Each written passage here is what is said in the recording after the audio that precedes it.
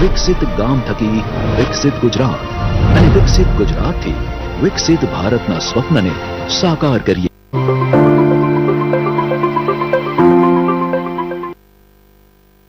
માનસિક તણાવ ડાયાબિટીસ થવાના જોખમને વધારે છે અને ડાયાબિટીસના દર્દીઓમાં બ્લડ શુગર લેવલ્સ પણ વધારે છે. જ્યારે આપણું શરીર તણાવમાં હોય છે ત્યારે એવા સ્ટ્રેસ હોર્મોન્સ છોડે છે જે ઇન્સ્યુલિનની કાર્યક્ષમતા ઘટાડે છે અને બ્લડ શુગર લેવલ્સ વધારે છે. માટે ડાયાબિટીસને નિયંત્રણમાં રાખવા માટે ફક્ત દવાઓ, કસરત અને આહાર પૂરતા નથી.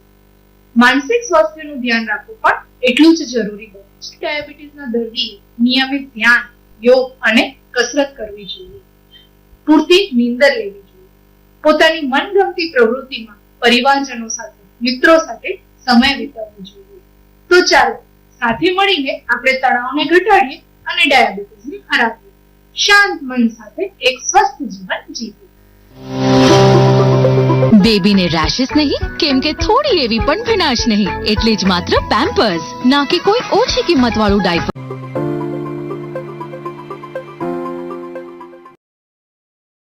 માનસિક તણાવ ડાયાબિટીસ થવાના જોખમને વધારે છે અને ડાયાબિટીસના દર્દીઓમાં બ્લડ શુગર લેવલ્સ પણ વધારે છે. જ્યારે આપણું શરીર તણાવમાં હોય છે ત્યારે એવા સ્ટ્રેસ હોર્મોન્સ છોડે છે જે ઇન્સ્યુલિનની કાર્યક્ષમતા ઘટાડે છે અને બ્લડ શુગર લેવલ્સ વધારે છે. માટે ડાયાબિટીસને નિયંત્રણમાં રાખવા માટે ફક્ત દવાઓ, કસરત અને આહાર પૂરતા નથી. માનસિક સ્વાસ્થ્યનું ધ્યાન રાખવું પણ એટલું જ જરૂરી બને છે. દરેક ડાયાબિટીસના દર્દીએ નિયમિત ધ્યાન, યોગ અને કસરત કરવી જોઈએ. પૂરતી નીંદર લેવી જોઈએ.